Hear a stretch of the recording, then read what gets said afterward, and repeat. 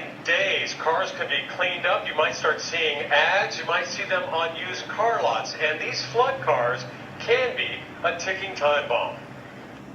Irma's Florida flood didn't spare cars. This morning, the owner of Kelley Blue Book estimating that between 200 and 4,000 cars in Florida may have been flooded. And that's on top of Harvey's soaking of Houston. These storms flooding somewhere between 500,000 and 1 million vehicles.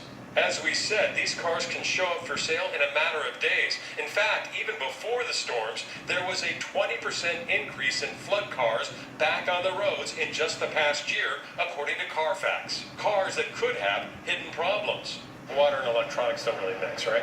It's like putting a computer into a bathtub. It's really impossible to tell when it's going to break those systems down, but sooner or later, the mechanical, the electrical, and the safety systems could be compromised, which puts you and your family in danger. Some vehicle owners who may not be insured may try to hide what's happened to their cars. The folks at Carfax showed us after Hurricane Sandy how in just 5 hours they could take this flood car and make it look presentable for sale.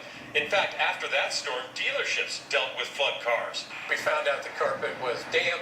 They did try to wet vac it. In fact, after that storm, dealerships dealt with flood cars. They're not going to divulge that information to us because it will decrease the value of their vehicle. So what to do before buying a used car?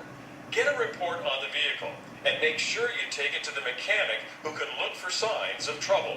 Flooded cars can look great, they can run perfectly for the short term, but the long term, and probably sooner than later, those cars are going to break down because they're literally rotting from the inside out. The experts estimate that half of these cars that are in floods from events like Irma and Harvey can actually end up back on the road. Michael, that means 500,000 flood cars could end up back on the roads. And you have no idea about it. And you mentioned having a mechanic look at the car you might buy, David. You think that's essential?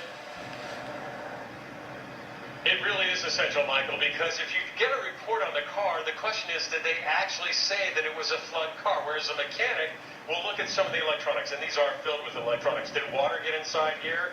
Is it starting to corrode? A mechanic can take some of this apart and look for those signs of corrosion to give you a sense of whether or not this car has been in a flood. All right. Thank you, David. If the deal's too good to be true, it probably is.